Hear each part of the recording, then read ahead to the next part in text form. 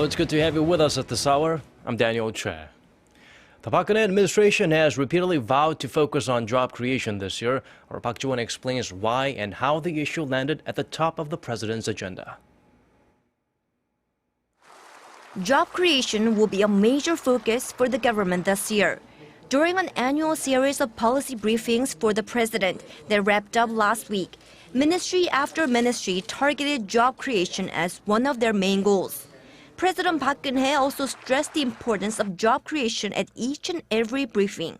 현장의 목소리를 귀담아 듣고 꼼꼼하게 정책 설계를 잘 해서 더 많은 일자리, 더 좋은 일자리로 국민들께 보답해야 하겠습니다. After the briefing sessions wrapped up last week, the president paid a visit to the Youth Hope Foundation, which she helped launch, and which provides customized employment services for young people. During the visit, she again mentioned youth job creation as one of her administration's top priorities. 어떻게 하면 이 청년들에게 이 분야에서 더 많은 일자리를 만들 건가? 어떻게 하면 더 많은 기회를 만들 건가? 이게 일관되게 그 모든 그 부처 업무 보고에서 중요한 포인트였습니다. The youth unemployment rate reached a 15-year high of more than 9% last year, and 1 in 5 of those who do find employment land in temporary positions, prompting concerns about the nature and quality of available work. Given that the government is seeking to make sure that the bulk of the newly created jobs are full-time, high-quality positions.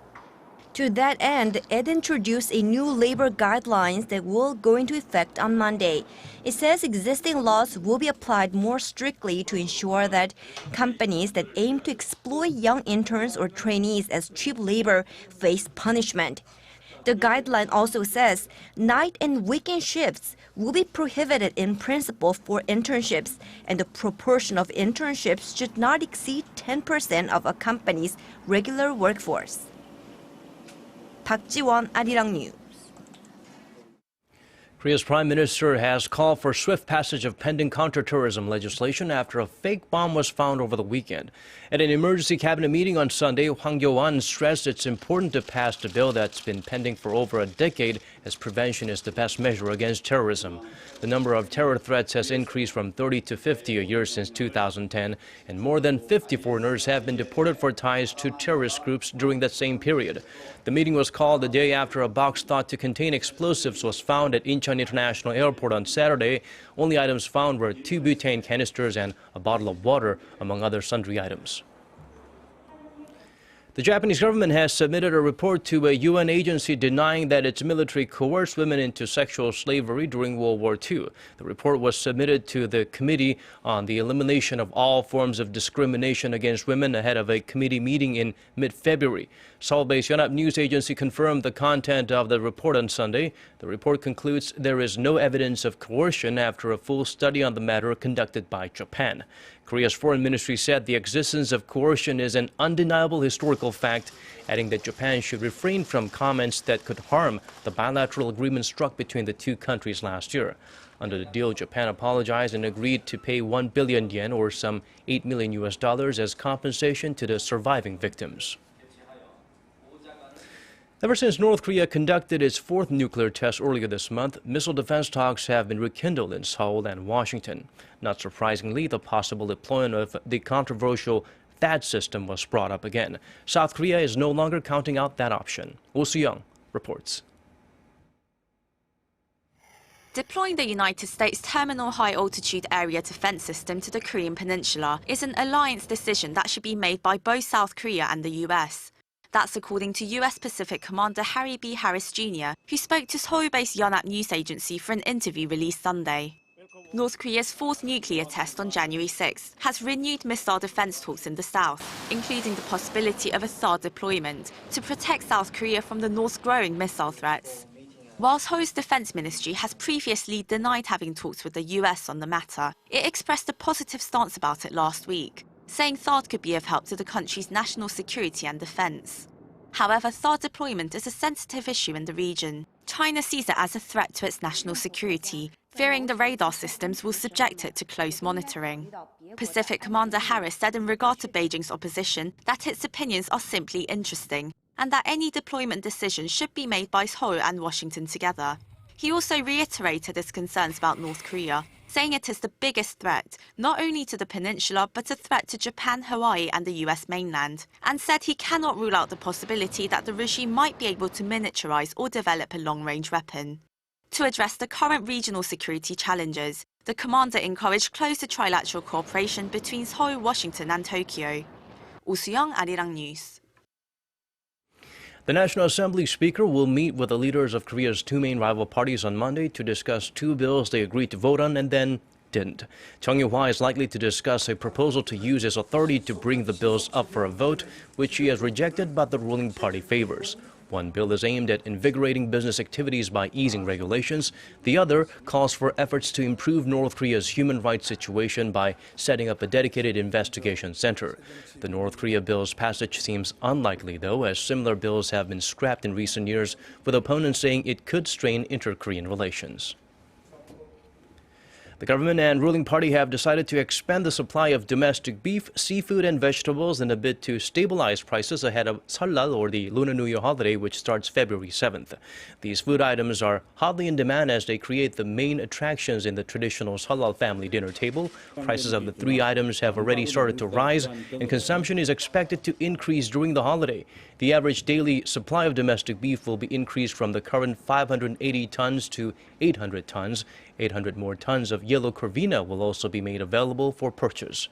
On top of that, a fuel surcharge of around $1 once levied on domestic flight passengers will be eliminated starting Monday, reflecting the decline in global oil prices. Foreign tourists will have to pay less in value-added taxes at major department stores and supermarket chains in Korea starting Monday. The 10% tax will be left off of all products that cost between $25 to $166. For more expensive products, shoppers will have to pay the tax but can get a refund later. Each person will be allowed to buy up to 1,000,000 won or $830 worth of goods tax-free. Select branches of major department stores such as Lotte, Shinsegae, and Hyundai, as well as supermarkets and tourist hotspots, will implement the system first before it expands to other stores. Korea is making steady progress toward developing a homegrown space launch vehicle, with part of it scheduled for a test in December 2017. The head of the Korea Aerospace Research Institute, Jo Gang-rae, said Thursday they are gradually resolving a problem with a locally built 75-ton second-stage thrust engine. The problem could cause the engine and the entire rocket to explode. The development of the 75-ton engine is crucial to the project, which aims to launch the finished vehicle by the year 2020. Once complete, the three-stage rocket will be used to put satellites into the Earth's orbit. The World Health Organization is set to hold an emergency meeting in Geneva on Monday to discuss the explosive spread of the Zika virus. Members are likely to decide whether the virus linked to an alarming rise in cases of microcephaly should be rated a global health crisis. Ahead of that meeting, several senior health experts said the outbreak in Latin America could be a bigger threat to global health than the Ebola epidemic that killed more than 11,000 people in Africa through 2015. This is based on the fact that at least 80% of those infected with it show no symptoms. The virus infects a group of highly vulnerable individuals, pregnant women, and it can cause birth defects. Another contrast to Ebola, there is no vaccine or cure for the disease. The rate of the people who regard themselves as healthy is lower in Korea than in almost any other OECD country. Around 2/3 of Koreans believe they are in poor health, but as our Son Jang-in reports, the concerns may only be in their heads. The Korea Institute for Health and Social Affairs has released a health status report based on statistics from the OECD. The report showed that only 35% of Koreans aged 15 or older think they are in good health, roughly half of the OECD average of 69%. Japan was the only other country that had a subjective health level below 40%. People in New Zealand, the United States, and Canada reported their health more positively than any other countries. So is it really the case that Koreans are less healthy? Well, as pessimistic as they may be, Koreans' life expectancy is actually higher than the OECD average by more than 1 year at 81.8 years. The report explained that the stark contrast between self-rated health status and objectively measured health indicators could be in part attributed to socio-cultural factors and to Korea's appearance-oriented culture, which is in line with findings from other studies. In a comparison of self-rated and objectively measured weight level, 77% of people who consider themselves overweight were actually classified as overweight. The rate was lower in women than in men. The report calls for government efforts to better inform the public regarding their health status so that people can understand and improve their health in an appropriate manner. 손정인, Arirang News.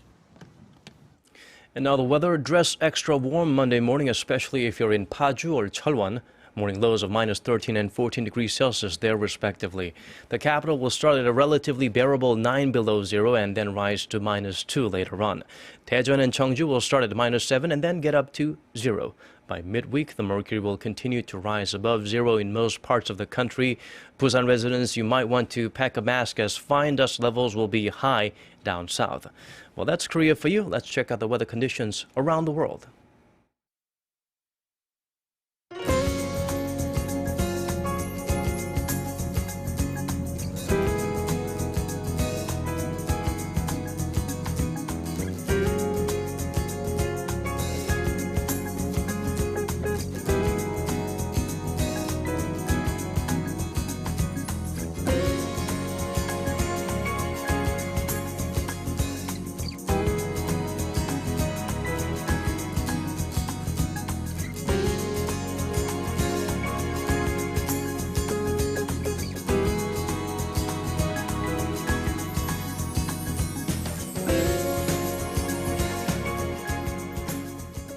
And that brings us to the end of our newscast. As always, thank you for watching.